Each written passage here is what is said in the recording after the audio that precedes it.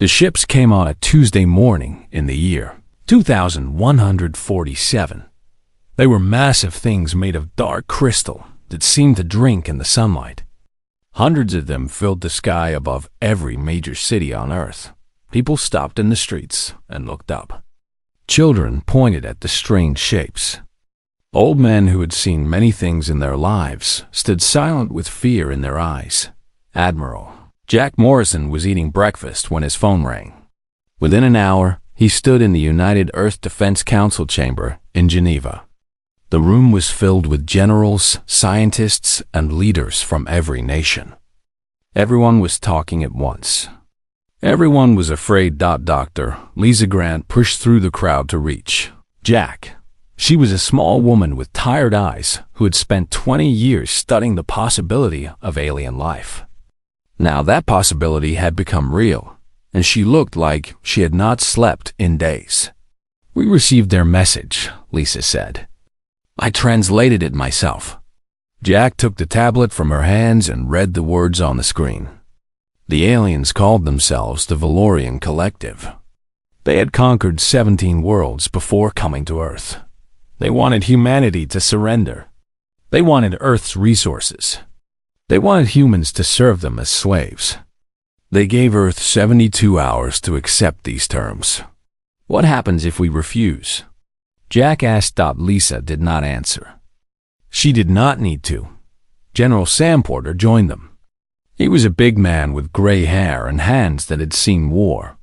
He had commanded Earth's orbital defense network for 15 years. He knew better than anyone how weak humanity's defenses truly were. "Their technology is at least 300 years ahead of ours," Sam said quietly.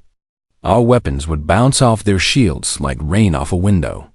If they decide to attack, we cannot stop them." Jack looked around the room at the frightened faces. Presidents and prime ministers argued with each other. Some wanted to surrender immediately. Others wanted to fight even though they knew they would lose. The whole world was watching and waiting for someone to make a decision. "We need to respond," Jack said. "But not with surrender and not with empty threats." He walked to the main communication console and began to type. Lisa and Sam watched over his shoulder. When he finished, he read the message aloud to the room. "To the Valorian Collective. We have received your demands. We understand that your technology is far beyond our own. We understand that by your standards, we are a young and primitive species. But before you make your final decision, we ask you to consider one simple fact. In all of human history, no force has ever conquered us completely. Not the ice that covered our world. Not the diseases that killed millions. Not even our own wars against each other. We have always survived. We have always found a way. We do not wish for conflict. We prefer peace. But if you force us to fight, we will fight with everything we have. We will fight until the last human draws their last breath. We warn you now, in the hope that you will listen. Humanity is far from harmless." The room fell silent. Some of the leaders nodded slowly. Others shook their heads. But no one argued. The message was sent into space, carried by radio waves toward the alien fleet. Commander Zethkal received the message on his flagship. He was tall and thin with skin the color of pale blue ice. He had lived for over 400 years. He had led the conquest of 6 worlds himself. He had never lost a battle. He read the human message and laughed. "These creatures threaten us," he said to his officers. "They have barely left their own planet.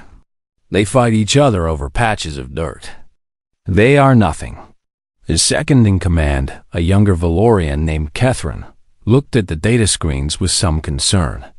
"Commander, our deep scans show some unusual readings. They have weapons hidden throughout their solar system.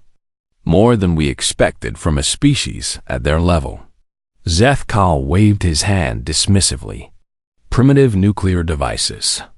Clumsy missiles. Nothing that can penetrate our shields. Prepare the fleet for conquest."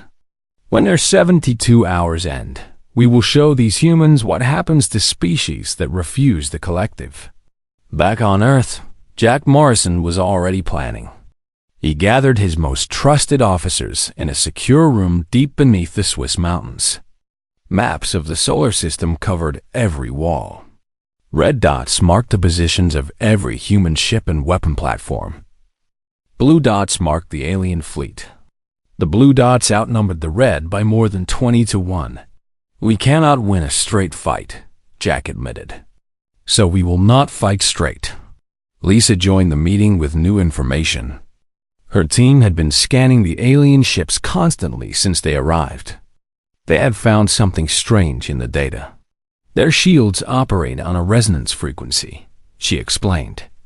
They vibrate at a specific pattern that deflects energy and matter. But that means they can be disrupted by opposing frequencies. Sam leaned forward. "What kind of frequencies?" "Sound," Lisa said. "Harmonic vibrations in specific patterns. The same kind of patterns that exist in music." The room went quiet as everyone understood what she meant. Humanity had been making music for thousands of years. They had created symphonies and songs, instruments and electronic sounds. They had turned noise into art, and now that art might save their world, Jack stood and looked at the maps on the walls. The alien fleet waited in orbit like a storm about to break. 72 hours was not much time, but it was enough. "Contact every military base on Earth," he ordered. "Wake up every sleeper cell we have on Mars and the Moon, and get me our best musicians and acoustic engineers. We have work to do." The countdown had begun. In 72 hours, either humanity would prove its warning true, or Earth would fall like all the other worlds before it. Jack Morrison looked at the blue dots on the map and made a silent promise. Whatever happened next, the Valorians would learn that humans were not easy prey. They would learn that this small blue planet held a species unlike any they had ever faced. They would learn, one way or another, that Earth was far from harmless. The 72 hours moved fast. Admiral Jack Morrison did not sleep. He drank coffee until his hands shook and kept working. Every minute mattered. Every second could mean the difference between survival and death. Dr. Lisa Grant turned concert halls into weapons factories. Musicians from every country came together in ways they never had before. Classical violinists worked beside rock guitarists. Electronic music producers shared data with opera singers. They were all searching for the right frequencies to break the alien shield's dot in a laboratory in New York. Lisa stood before a wall of screens showing sound wave patterns. Her assistant, a young man named Danny Cole, ran calculations on 3 computers at once. "We found it," Danny said suddenly. "The exact frequency range that disrupts their shield resonance. But there is a problem." "There is always a problem," Lisa replied. "Tell me."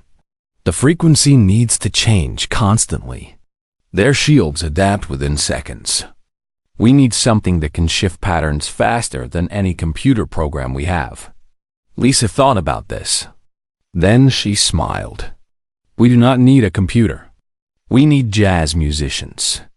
They improvise. They change patterns in real time. Their brains work faster than any program when it comes to music."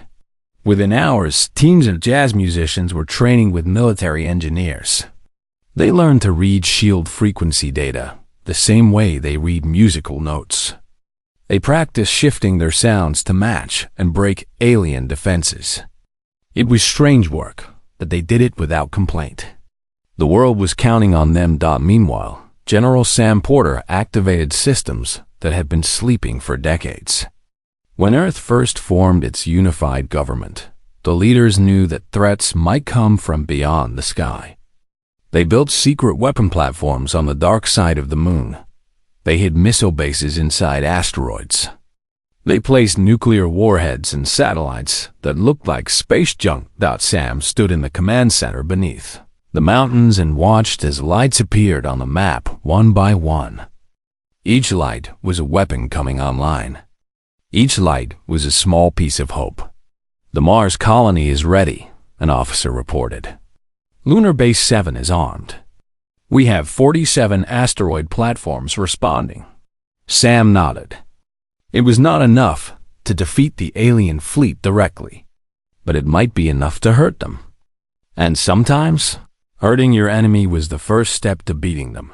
Captain Kevin Drake received his orders while orbiting Jupiter. He commanded the Endurance, one of Earth's newest warships. His crew of 300 men and women had trained together for 5 years. They trusted each other completely. Kevin read the mission brief twice to make sure he understood. He would lead the first strike against the alien fleet. His ship would carry the new sonic weapons designed by Lisa's team. He would fly directly into the enemy formation and test whether the frequencies actually worked. "It is a suicide mission," said his second-in-command, Lieutenant Amy Santos. She was young but brilliant, one of the best tactical minds in the fleet. "Maybe," Kevin admitted. "But someone has to go first. Someone has to show the aliens that we will fight." Amy studied the tactical data on her screen. "If we approach from the dark side of the moon, we can use its gravity to boost our speed. We will be harder to track." Kevin smiled. This was why he valued Amy. She never wasted time complaining about impossible odds. She just found ways to make them slightly less impossible. The Endurance turned toward Earth and began its long journey home. Other ships joined them along the way. The Defiance came from the Mars Patrol. The Perseverance left its station near the asteroid belt. They were not a large fleet, but they were determined dot on Earth. People watched the countdown clock in every city square. 60 hours became 50. 50 became 40. Families held each other close. Friends said words they had been too afraid to say before. Everyone knew that life might never be the same after the clock reached zero. Jack Morrison broadcast a message to the entire planet. He stood in front of a simple gray wall with no flags or symbols behind him. He spoke plainly. "My fellow humans, in less than 40 hours, we will face the greatest challenge in our history. An alien force has demanded our surrender. They believe we are weak. They believe we will kneel before them like so many other species have done. But they do not know us. They do not know what we have survived. They do not know what we are capable of when we stand together." He paused and let his words sink in. "I cannot promise victory. I cannot promise that we will all survive what is coming. But I can promise you this. We will not surrender. We will not bow. We will show the universe what humanity means. We will show them that we are far from harmless." The message ended. Around the world, people cheered. They cried. They hugged strangers on the street. For one moment, all the old divisions between nations and peoples disappeared. They were all just humans, facing the darkness together. Commander Zeth Call watched the human broadcast with cold eyes. He did not understand why the primitive creatures were so confident. His fleet had enough firepower to turn their cities into ash. His soldiers had conquered species far more advanced than these soft pink beings. "They are delusional," Zithkal said. "Their hope is nothing but madness." But deep in his mind, a small doubt appeared. He had conquered 17 worlds. On every one of them, the people had begged for mercy when they saw the Valorian fleet. They had surrendered without fighting. They had accepted their fate. The humans were different. They saw the same overwhelming force. They knew they were outmatched. And yet they chose to fight anyway. Zethkal pushed the doubt away. It did not matter why the humans were fighting. They would lose. They would fall. And then they would serve the collective like all the others. The clock continued to count down. 20 hours. 15:10 on the Endurance. Kevin Drake gathered his crew for one final meeting. He looked at their faces and saw no fear. He saw only determination. "We do this for Earth," he said simply. "We do this for everyone we love. Whatever happens tomorrow, we make them remember us." Amy Santos stood beside him. "We make them regret coming here." The crew raised their voices in agreement. The Endurance flew on through the darkness toward the waiting enemy. Behind them, a whole world prepared for war. The countdown reached 0. The Battle of Earth began in silence. In space, there is no sound. But the violence that followed was louder than any thunder. The Endurance came around the dark side of the moon at full speed. Captain Kevin Drake sat in the command chair with his hands steady on the controls. Behind him, Lieutenant Amy Santos worked the weapons console. Jazz musicians from New Orleans sat in a special room filled with instruments. Their sounds converted into shield-breaking frequencies. "Enemy fleet ahead," Amy reported. 312 ships. "They have detected us." Kevin smiled grimly. "Good. Let them watch." The Valorian fleet formed a wall of crystal ships between Earth and the incoming human vessel. Commander Zethkal gave a single order: destroy the foolish, humans who dared to attack. Beams of blue light shot toward the Endurance. Kevin threw the ship into a spinning dive, barely avoiding the deadly fire. The human ship was smaller and faster than the alien cruisers. It danced between the beams like a leaf in a storm. "Range achieved," Amy announced. "Activating sonic weapons." In the music room, a trumpet player named Marcus Jones began to play. His sound was converted into energy and shot toward the nearest Valorian ship. The alien shields flickered. They had never encountered anything like this before. "Again," Amy ordered. "Shift the frequency." Marcus changed his melody. A piano player named Kate Sullivan joined him. Their music merged into something new. The alien shields flickered again, then failed completely. "Shields down on the lead cruiser," Amy shouted. Firing missiles. The Endurance launched a spread of nuclear warheads. They crossed the distance in seconds and struck the unprotected Valorian ship. The explosion tore the crystal vessel apart. Pieces of it scattered across space like broken glass. Commander Zethkal stared at his screens in disbelief. He had just lost a cruiser to a species he considered primitive. His officers looked at him with fear in their eyes. "It was luck," Zethkal snarled. "Focus all fire on that single ship. Destroy it now." 20 Valorian ships turned their weapons toward the Endurance.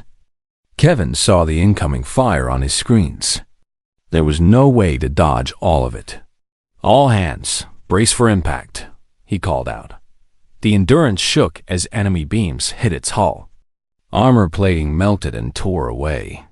Emergency alarms screamed. But the ship kept flying. Human engineers had built it to take punishment. "Hull breach on Deck 7, Amy reported. "Sealing emergency bulkheads. We lost 12 crew members." Kevin felt each death like a knife in his heart. But he could not stop. He had to keep fighting. "Target the next ship," he ordered. "Marcus, Kate, give me everything you have." The music grew louder and more complex. More musicians joined in. Drums and guitars and electronic synthesizers all blended together. The sound waves became weapons. Another Valorian ship lost its shields. Another explosion lit up the darkness of space. Back on Earth, Admiral Jack Morrison watched the battle unfold on the big screens in the command center. The Endurance was doing the impossible, but it could not last forever against such overwhelming numbers. "Launch the second wave," Jack ordered. "Activate all hidden platforms." Across the solar system, human weapons came alive. Missiles launched from asteroid bases. Energy cannons fired from lunar platforms. Drones by the thousands swarmed out of hidden stations and flew toward the enemy fleet. The Valorians had expected to fight one ship. Instead, they found themselves attacked from every direction. Their perfect formation broke apart as captains tried to protect their vessels from the sudden storm of human weapons. General Sam Porter commanded the ground-based defenses. "Target their supply ships first," he ordered. "Cut them off from their fuel and ammunition." Human missiles found the Valorian cargo vessels hiding behind the main fleet. Explosion after explosion destroyed the enemy's supplies. Without fuel, the alien ships could not run. Without ammunition, they could not reload their weapons. Zethkal felt something he had not felt in 200 years. Panic. The humans were not fighting like any species he had conquered before. They did not care about honor or proper battle tactics. They attacked weak points. They sacrificed themselves without hesitation. They fought like animals with nothing to lose. "Commander, we have lost 60 ships," Kethron reported. His voice shook with fear. "The human weapons are destroying our shields. We cannot adapt fast enough." Zethkal looked at the battle map. Red explosions marked dead Valorian vessels. The human fleet had grown as more ships joined from Mars and the outer planets.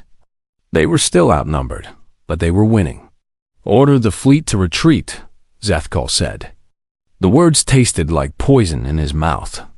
He had never retreated from anything in his long life. But staying meant death. The Valorian ships turned and fled toward the edge of the solar system. Human vessels chased them, firing until the last moment. The Endurance, battered and burned, flew at the front of the pursuit. On the bridge, Kevin Drake watched the enemy run. His arm hung useless at his side, broken when a console exploded during the battle. Blood covered his uniform, but he was smiling. "They are running," Amy said. She sounded like she could not believe her own words. "We actually made them run." The battle lasted 19 hours in total.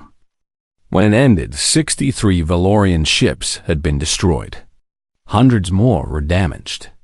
The greatest military force in the galaxy had been hurt by a species they had dismissed as primitive. Human losses were heavy too. 12,000 soldiers died in orbit. 3 lunar bases were destroyed completely. The Mars colony had survived an attack, but many of its domes were cracked and leaking air. Jack Morrison addressed the world again. He looked older than he had just days before, but there was pride in his voice. "We did it," he said simply. "We made them bleed. We made them fear us. This is not the end. They will come back. But now they know the truth. Now they know what we tried to tell them from the beginning." He paused and looked directly into the camera.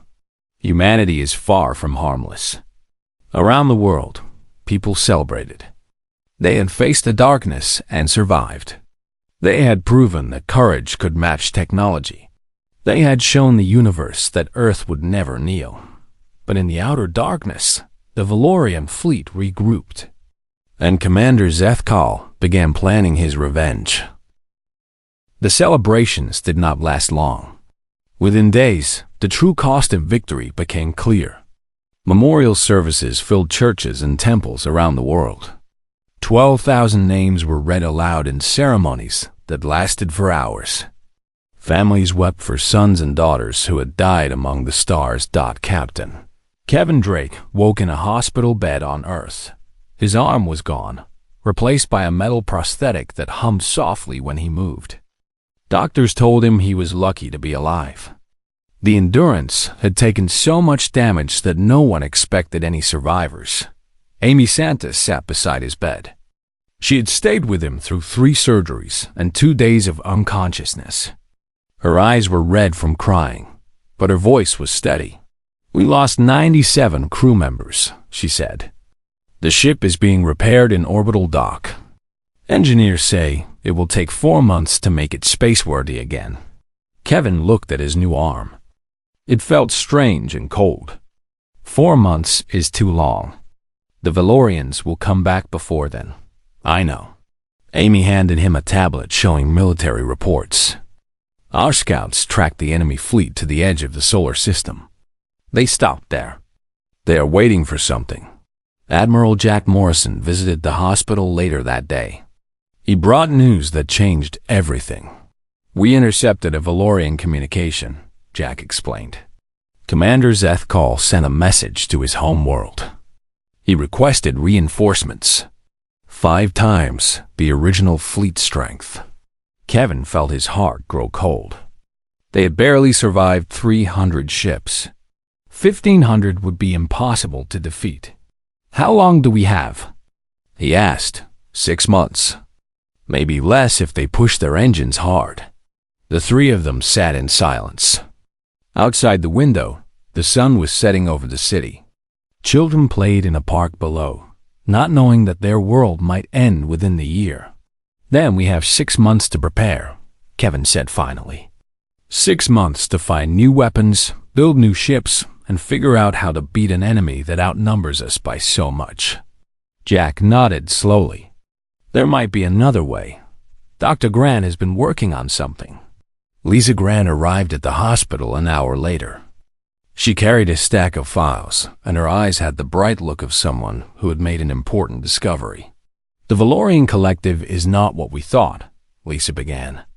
They are not a single species. They are an empire built on conquest. 17 different species serve them. All of them conquered the same way they tried to conquer us. Kevin leaned forward, interested despite his exhaustion. So they have enemies within their own empire? More than enemies. I found hidden signals buried in their communications.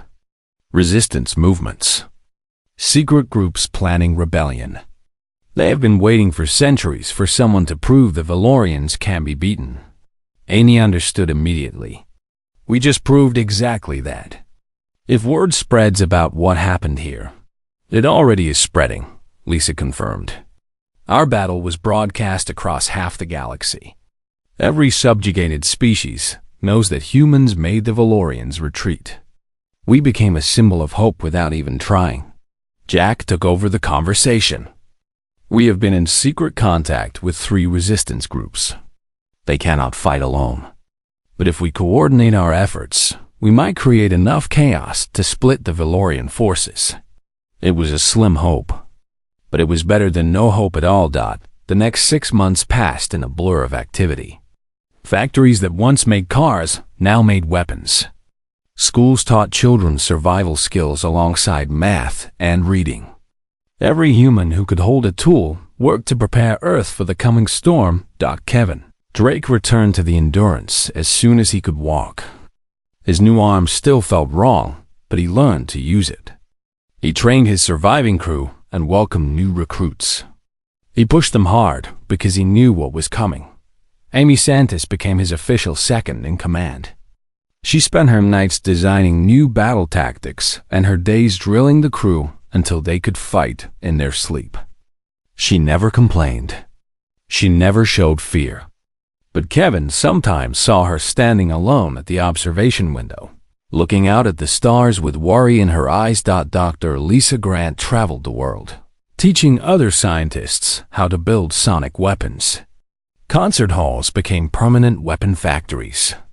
Musicians trained like soldiers. The strange marriage of art and warfare that had saved Earth once was expanded and improved. General Sam Porter built new defense platforms faster than anyone thought possible. He recruited workers from every country. Former enemies worked side by side because the threat facing them was greater than any old argument. Admiral Jack Morrison coordinated everything. He slept 3 hours a night and lived on coffee and determination. He sent messages to the resistance groups in Valorian space. He planned for battles that might never happen. He prepared humanity for a war they might not survive. And far away, at the edge of the solar system, Commander Zethkal watched and waited. The human victory had shamed him. His own government had questioned his abilities. Other commanders mocked him for losing to such a primitive species. He would make the humans pay for every insult. He would burn their world to ash and scatter their remains across the void. His new fleet arrived exactly on schedule. 1,500 warships, each one carrying enough weapons to destroy a planet. They gathered in the darkness like wolves waiting to attack. The humans have been building defenses, Kethran reported. More ships. More weapons. They know we are coming. Zethkal smiled coldly. Let them build. Let them hope.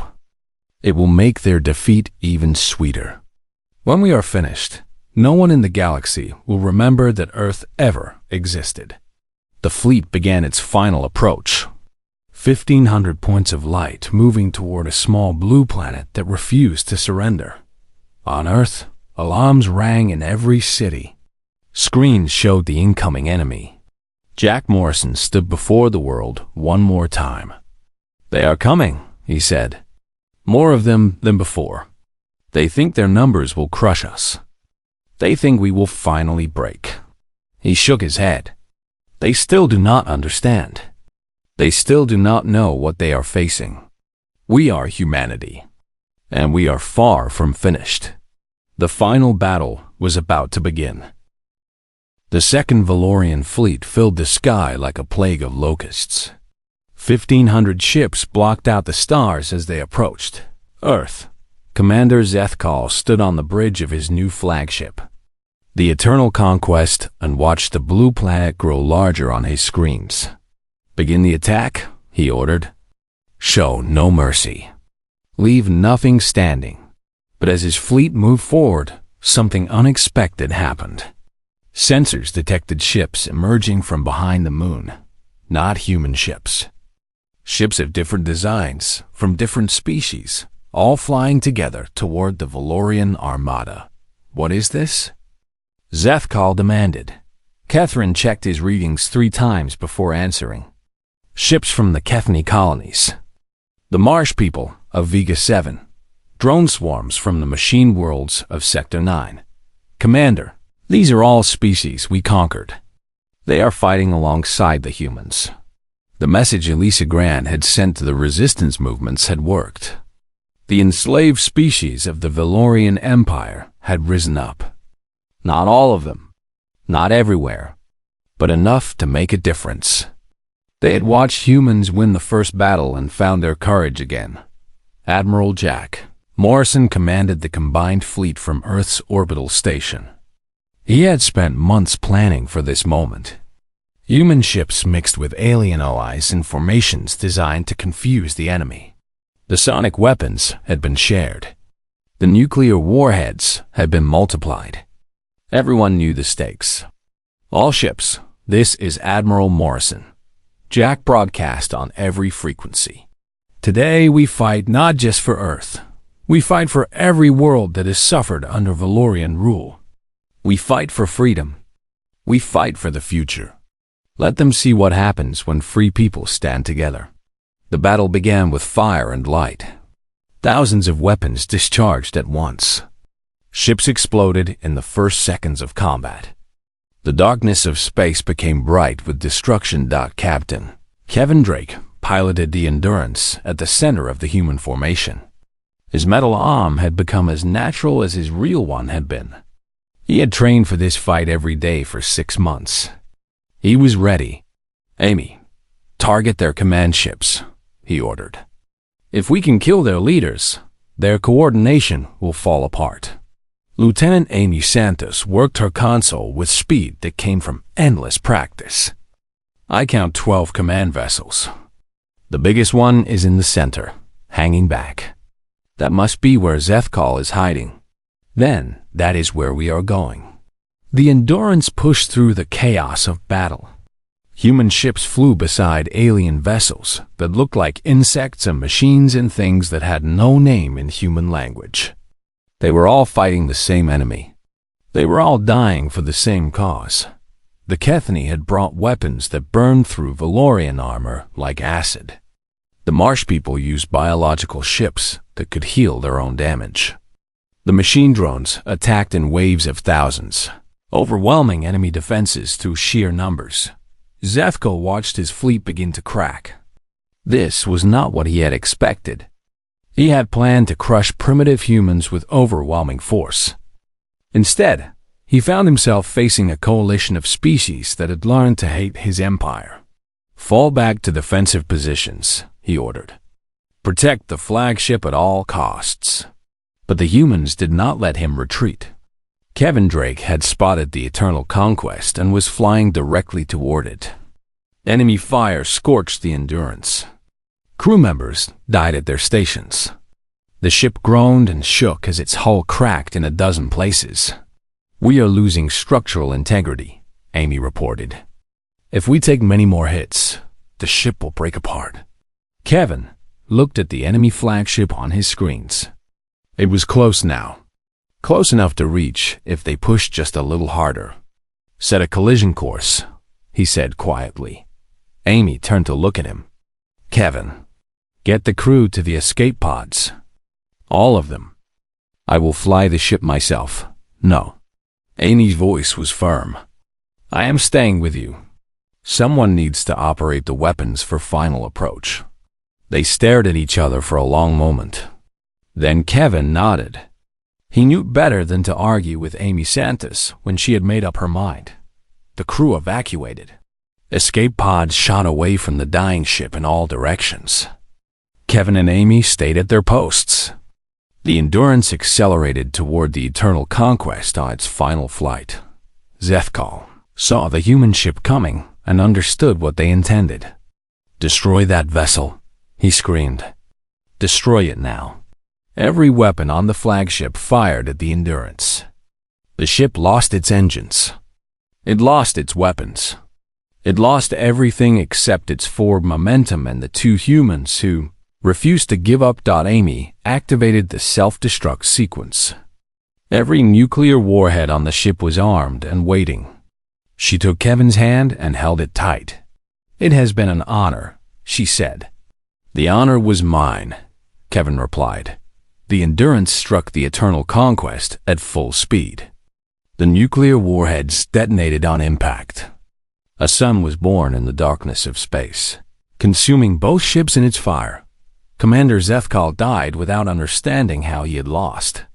He had commanded the greatest fleet ever assembled. He had conquered 17 worlds. And he had been destroyed by two humans who cared more about their people than their own lives.